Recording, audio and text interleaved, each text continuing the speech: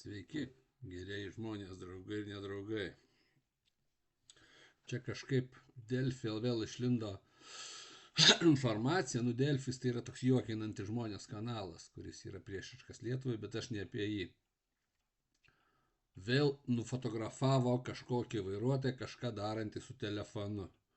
Ir dabar kažkokia komjaunuolė, prostitutė paleistuvė, kurios mums nenurodys vairuotojams, jinai fotografuoja ir siuntinėja visur, kur pakliūva. Delfis reiškia dirba iš vien su jais. Tai noriu priminti, kad tai nėra joks įrodymas pažeidimo, kadangi nei žmogus prisistato, nėra įrodoma, kad tai ne koks nors photoshopas. Mentams noriu priimti, kad jūs ir patys nebaustumėt pagal tokį nufotkinimą. Bent anksčiau nebausdavot, kol nebuvo ta šiukšlės tarnaujančios režimui. Taip kad siūlau nesikišti.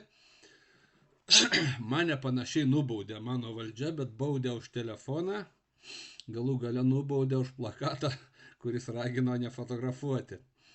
Ir tas yra apskūsta darbo ginčų inspekcija, inspekcija, taip tokia komisija, kaip jį yra. Tai va, laukiam posėdžio. Jeigu nesiliaus, aš kviečiu kolegas burtis, rinksim parašus, protestuosim, streikuosim. Tai darosi neįmanoma. Vilniaus viešojo transporto vadovybė, bekovodama už gerą įmonės įvaizdį, šaudo savo į kojas ir galutinai diskredituoja įmonę su savo komunistiniam blevizgom, užuot užstoja vairuotojus. Tai noriu įspėti va tos, kurie fotografuoja. Jeigu aš kartais važiuoju kaip keleivis, tai nenustebkit, kad gausit sprandą, būsit išstumti arba ašarinių dujų. Tai tą aš jums garantuoju. Kai būsiu vairuotojas, ne, bet kaip keleivis aš tą galiu padaryti, nes tai privalu daryti kaip pilietis. Tai va. Aš suprantu, kad žmogui, kuris gyvenime nėra nieko dirbęs, išskyrus gal oralinį ten, tai sunku suvokti, kad tas vairuotojo darbas yra sunkus, darbo grafikas yra praktiškai be savaitgalių ir kad kartais reikėtų duoti vairuotojui ramybę.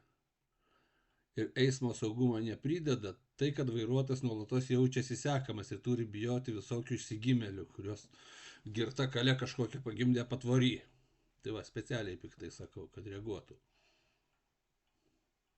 Viešo transporto vadovybei siekiu peržiūrėti savo politiką, kviečiu kalbėti su vairuotojais, nes dabar primenu, naujovė atsirado, jau vairuotojų kaip ir yra, tai dabar trūksta autobusų, kadangi jūs jų neperkate. Tai kartais po 5 žmonės eina į darbą ir sėdi be autobusą, tai gali pradėti atleisti, vis tiek autobusų nėra. Tai va, bet čia ne šios dienos tema. Tai va, piktas mano tas kreipimasis, nes kitaip su jumis neįmanoma. Apie vadovybę kalbu. Be jūsų būtų geriau dirbti ramiau ir pigiau kainuotų viešasis transportas. Taip, kad pabandykit paneigti. Bet dorai, darbais. Tai va tiek noriu. O kolegams nebijokit, skųskite visi, nebandykit nusileisti, skųskite bent menkiausią.